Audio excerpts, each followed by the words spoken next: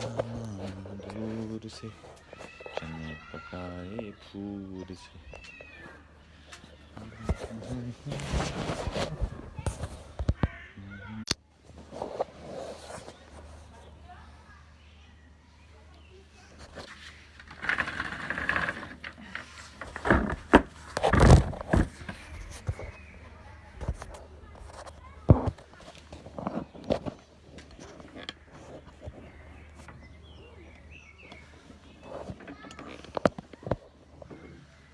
جی السلام علیکم.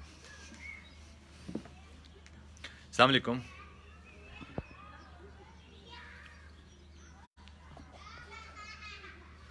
میں بس ابھی ایک لمحے میں لائیو آ رہا ہوں، آپ سے ضرور بات کرتے ہیں. 1 منٹ ہے جائیے، میں ابھی سیٹ کر رہا تھا جب آپ سے پہنچے. 1 منٹ ٹھہریے تاکہ میں اپنا دوسرا موبائل لے آؤں تاکہ پھر ہم لوگ بات کریں. آپ لوگ آواز ٹھیک آ رہی ہے آپ لوگوں کو؟ السلام علیکم. محمد اکرم بھائی، آپ کو آواز ٹھیک آ رہی ہے؟ ذرا مجھے بتا دیجیے تاکہ میں پھر ہم اس پہ بات کرتے ہیں. آپ لوگوں کو آواز ٹھیک آ رہی ہے؟ بالکل ٹھیک ہے. اچھا بس 1 منٹ ٹھہریے، میں دوسرا موبائل ساتھ رکھ لوں.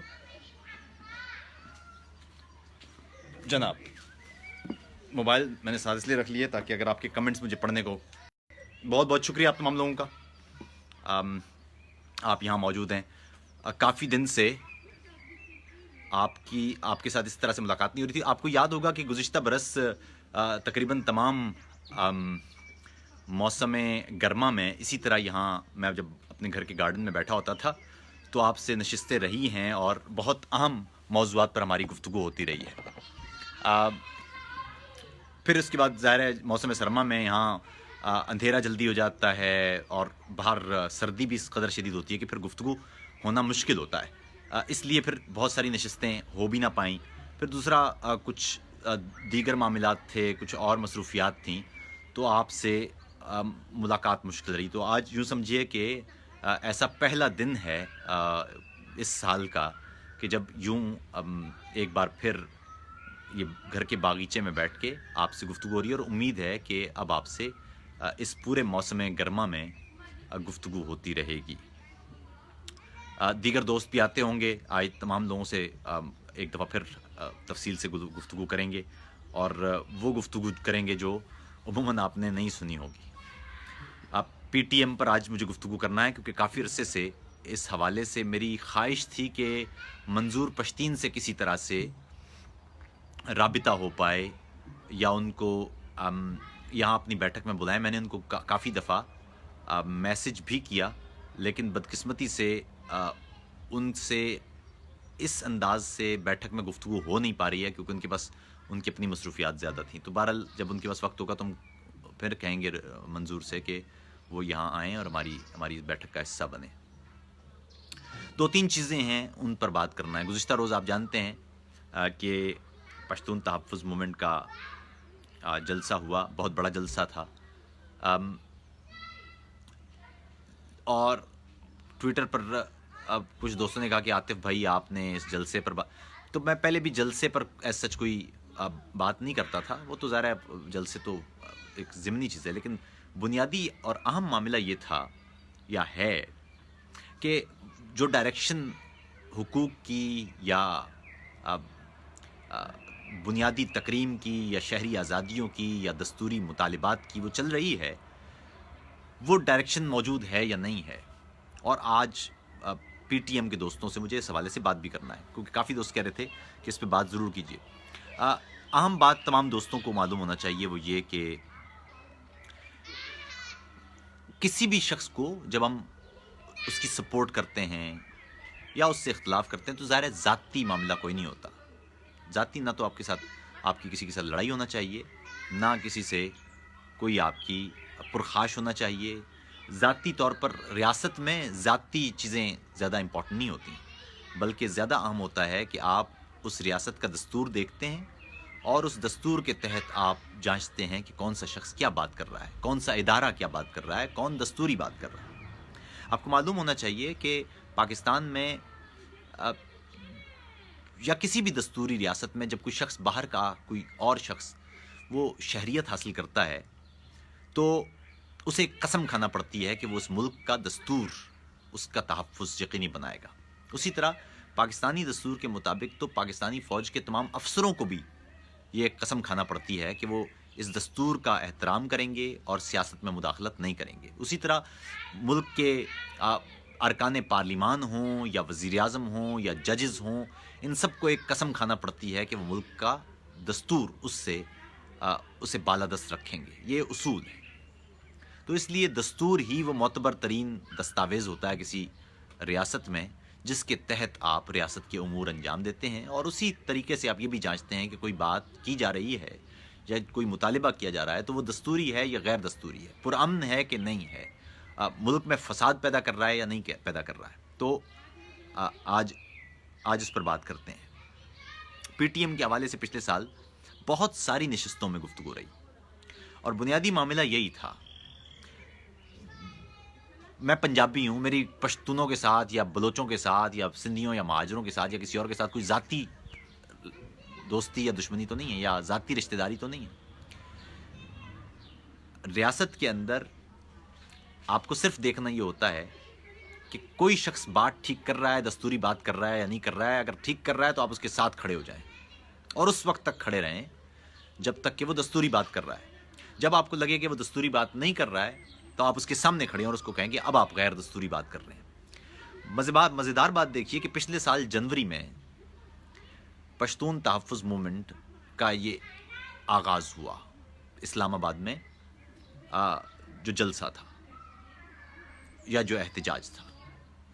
کچھ سوال پشتونوں کے لیے ہیں لیکن کچھ سوال باقی پاکستانیوں کے لیے ہیں۔ پشتونوں کے لیے تو یہ سوال ہے کہ وہ جس انداز سے، جس تیزی سے وہ مختلف علاقوں میں جا رہے تھے، مختلف لوگوں سے، مختلف برادریوں کو اپنے دکھ بتا رہے تھے، اس کی شدت میں پچھلے کچھ عرصے میں یوں لگتا ہے جیسے کمی آ رہی ہے۔ وہ نہیں آنی چاہیے۔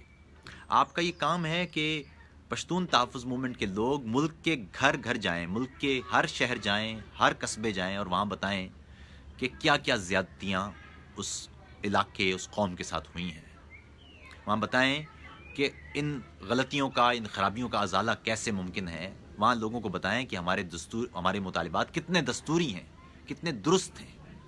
یہ بات تو پشتونوں کو معلوم ہونا چاہیے، اور اس پر ضرور بات ہونا چاہیے کہ اس میں کسی طرح کی کوئی کوتاہی ہوگی تو وہ اس کا نقصان ہوگا۔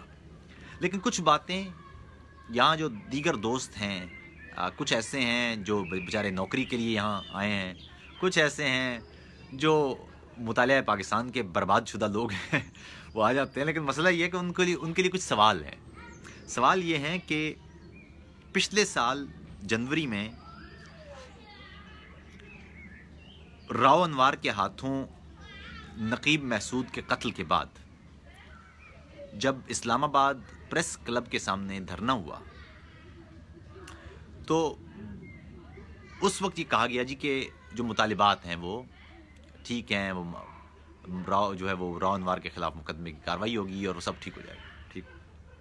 اس کے بعد ہم نے وقتاً فوقتاً سنا جی کہ ان کے تو 5 مطالبات تھے، وہ ہم نے مان لیے، تو اب یہ کیا چاہتے ہیں۔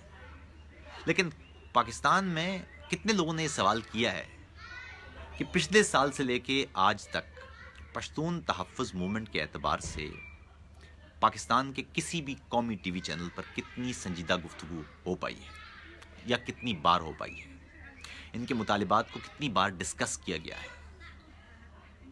یہ کوئی سوال نہیں پوچھتا۔ یہ سوال بھی نہیں پوچھتے کہ راؤ انوار کے خلاف اگر مقدمے کی کارروائی ہوئی تو کیا کوئی سزا ملی ہے یا کتنے سال اور انتظار کرنا پڑے گا، جبکہ ان کی اپنی پولیس کی رپورٹ میں کہا گیا تھا کہ وہ مختلف ماورائے عدالت قتل کے مقدموں میں ملوث ہیں۔ پھر آپ کو یہ بھی معلوم ہونا چاہیے کہ پاکستان کے مختلف علاقوں میں اور خاص طور پر پشتون علاقوں میں جو لوگ لاپتہ ہیں، ان کے بارے میں مطالبہ یہ تھا کہ ان کو آپ عدالتوں میں پیش کریں۔ کسی نے جرم کیا ہے تو اس کو سزا دیں، کسی نے جرم نہیں کیا ہے تو اسے چھوڑ دیں۔ اور آپ یہ خود سے پوچھئے، یہ تمام لوگ جو ادھر نعرے بازی کے لیے آتے ہیں، ان تمام سے پوچھئے کہ اب تک لاپتہ افراد کے حوالے سے کیا پیش رفت ہوئی ہے۔ پاکستان کے مختلف علاقوں سے لوگوں کے لاپتہ ہونے کا سلسلہ بدستور جاری ہے۔ یہ عمران خان صاحب خود پی ٹی ایم کے جلسوں میں رہے ہیں، اور وہاں جا کے انہوں نے مختلف، اس سے پہلے بھی مختلف جلسوں میں یہ کہتے رہے ہیں کہ جی لوگوں کو لاپتہ ہونے کا سلسلہ رکنا چاہیے، یہ کہتے رہے ہیں جی کہ ماورائے عدالت قتل نہیں ہونا چاہیے. لیکن ان کے دور میں 8 مہینے ہو چکے ہیں، کیا کوئی کمی آئی؟ کیا لاپتہ ہونا لوگ بند ہو گئے؟ تو اس کا مطلب یہ ہے کہ یہاں وزیر اعظم کوئی بھی ہو، یہ پالیسی نہیں بدلنے والی لگتی، یا آسانی سے بدلنے والی نہیں لگتی. اور ایسا کیوں ہے یہ کوئی نہیں جانتا. یہ بھی ایک دوست لکھ رہے ہیں عمران خان زندہ باد. جی زندہ باد، لیکن وہ جو ماضی میں کہتے رہے ہیں کہ یہ نہیں ہونا چاہیے وہ اب ہو رہا ہے، تو پھر ان کو وہ تو زندہ باد، لیکن پاکستانی قوم کو بھی تو زندہ باد ہونا ہے نا. وہ لوگ جو اس قوم کے لوگ ہیں وہ کیوں نہیں زندہ باد ہو رہے؟ ان کو مردہ باد کر کے زندہ باد کرنا ہے. تو اگر ایسا کرنا ہے تو صاحب پھر کوئی بھی زندہ باد نہیں بچے گا. تو جب تک انسان نہیں زندہ رہیں گے، جب تک انسانی ترقی نہیں ہوگی، اس وقت تک کیا زندہ باد اور کون زندہ باد؟ پھر اوپر سے پچھلے کچھ عرصے میں آپ نے دیکھا کہ مہنگائی کی حالت میں کتنا تیزی سے اضافہ ہو رہا ہے، غیر معمولی. ڈالر کی قیمت کہاں پہنچ گئی، یورو کی قیمت کہاں پہنچ گئی. بلکہ میں تو کچھ دن پہلے میں نے مذاق میں ایک ٹویٹ بھی لکھا تھا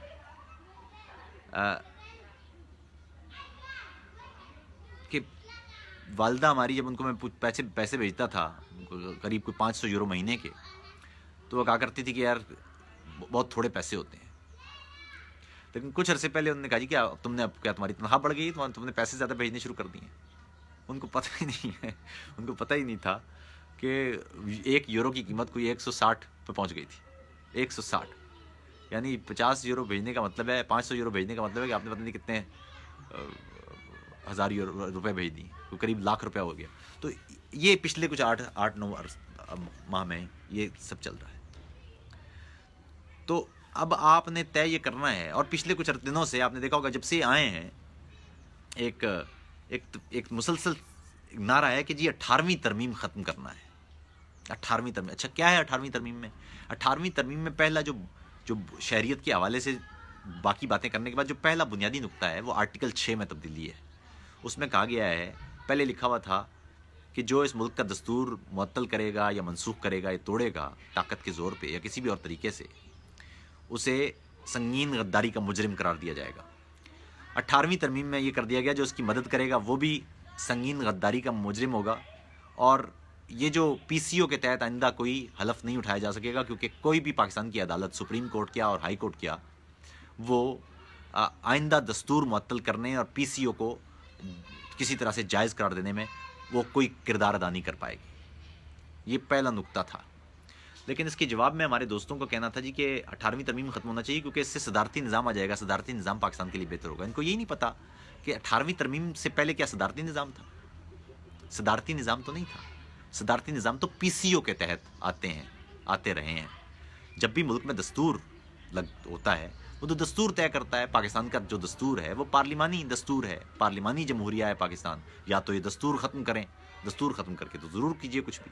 تو یہ بہت ساری غلط فہمیاں ہیں، مسلسل غلط فہمیاں. اچھا یہ علی زکریا صاحب ہیں، یہ یہاں پر حضور یہ گفتگو کا ایک فورم ہوتا ہے، اس میں جتنے بھی یہ دوست ہیں ان سے گزارش ہے نعرے بازی والا اس سلسلہ یہاں رکھیں.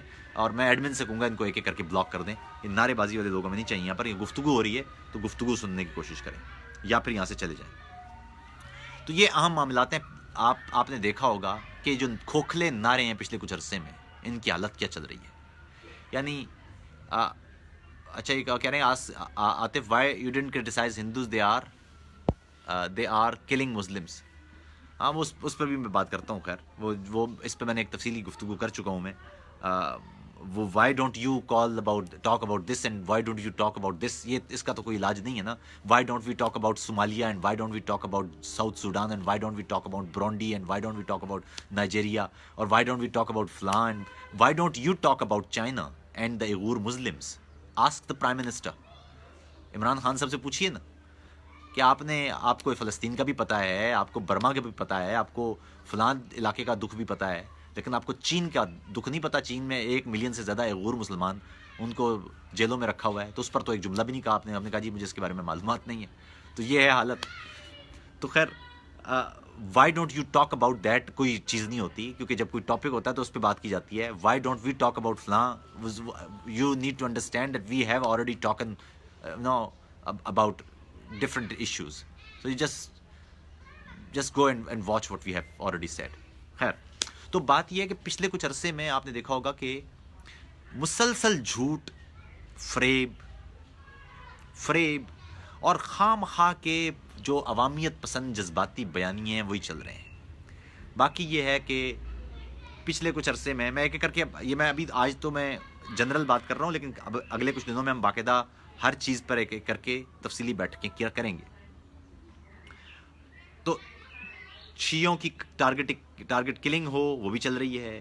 کچھ دن پہلے وہاں تقی عثمانی صاحب ہیں، ان پر حملہ ہوا ہے شہر کے کراچی کے اندر، وہ بھی ہے. تشدد کے واقعات روز بروز ہوتے جا رہے ہیں، چاہے وہ احمدی کمیونٹی ہو کہ ہندو کمیونٹی ہو، وہ انڈر پریشر ہیں. کرسچنز ہیں وہ اپنے رو رہے ہیں، باقی جو ہماری ڈفرینٹ قومیتیں ہیں وہ بھی رو رہی ہیں. یعنی ایک کیوس کا ماحول بنتا چلا جا رہا ہے رفتہ رفتہ. اور اس کو روکنے کا طریقہ یہی تھا یا ہونا چاہیے کہ آپ ہر صورت میں آپ ملک میں دستور کی بالادستی کی بات کریں. ملک میں دستور بالادست ہوگا، اس ملک کے رہنے والے تمام افراد برابر ہوں گے تو سب کچھ اچھا ہوگا. اور یہاں پر ایک جو کانسیپٹ پیدا ہو گیا کہ جی کوئی پالیسی پہ بات کریں، جی فلاں ادارے پہ بات کر رہے ہیں. اچھا، یہ جب کہتے ہیں ادارے پر بات کر رہے ہیں تو ان کا مطلب ادارے نہیں ہوتا، ان کا مطلب ہوتا ہے صرف فوج ہے. یعنی واپڈا پر آپ بات کریں، کوئی وہ ادارہ نہیں ہے. پی آئی اے پہ بات کریں، گالیاں دیں ٹی وی پہ بیٹھ کے، وہ بھی ٹھیک ہے. آپ صحافیوں کو گالیاں دیں، میڈیا ہاؤسز کو چور اور لفافہ کہیں، وزیر اعظم کو کہیں، سیاستدانوں کو کہیں، عدلیہ کو کہیں، کسی کو بھی کہیں، ان میں سے کوئی بھی ان کی نظر میں ادارہ نہیں ہے. اگر آپ وہ جس طرح فضل الرحمان صاحب نے اپنے ایک تقریر میں کہا نکے دے ابا وہ کہیں تو، یا جو ہمارے نواز شریف صاحب نے کہا تھا جی کہ وہ خلائی مخلوق، تو ان کا نام تک بھی کوئی لینے والا یا لینے کی ہمت نہیں کر سکتا. یہ ہے مصیبت. بھائی پاکستان کی فوج ہماری فوج ہے، ہمارا ادارہ ہے. دنیا میں کوئی بھی پاگل ہی ہوگا جو یہ کہے گا کہ ملک کے ادارے ختم کر دیں. ظاہر ہے ہمیں ہر ملک کو ادارے درکار ہوتے ہیں، ہر ملک کے لیے ادارے بہت ضروری ہیں. یہ ادارے ہمارے اپنے ہیں، لیکن ان کو ادارہ بن کے چلنا چاہیے نا. ادارہ بنتا ہے ریاست کے تحت، ریاست کے دستور کے تحت، ریاست کے تحت چل رہا ہوتا ہے، دستور کے تحت چل رہا ہوتا ہے، قانون کے تحت چل رہا ہوتا ہے. اس طرح سے ریاست اس گروپ کو ادارہ کہلاتی ہے، بناتی ہے.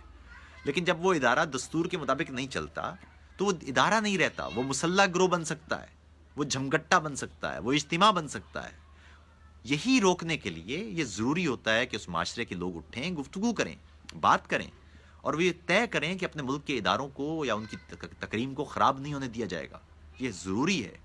پاکستان میں اداروں کی تکریم یا کسی بھی ملک میں اداروں کی تکریم اس وقت ہوگی جب وہاں پر رہنے والے لوگ اور ان اداروں کے اہلکار وہ دستور کے قانون کے تحت کام کریں گے. یہ سب سے زیادہ اہم ضروری ہے اور اہم بات ہے اور ضروری ہے. تو اس پر ہم ایک ایک کر کے اب گفتگو کرتے چلے جائیں گے. اگلے کچھ دنوں میں مسلسل میں کوشش کروں گا کہ بیٹھک ہو. موسم اچھا ہے، شام میں جب میں دفتر سے گھر آؤں گا تو کچھ وقت بچتا ہے، وہ وقت ہم استعمال کریں گے اور بات کریں گے. تو ایک ایک کر کے ہم کوشش کریں گے کہ آپ تمام دوست ایک تو یہ پیغام پہنچائیں زیادہ سے زیادہ لوگوں تک. دوسری بات یہ کہ جو اپنے سوالات ہوں وہ پیغامات کی صورت میں ہم تک بھیجیں، اور تاکہ بات ہوتی رہے. یہ بہت ضروری ہے. اپنا خیال رکھیے اور اس بیٹھک کو زیادہ سے زیادہ لوگوں تک پہنچا دیجیے. السلام علیکم.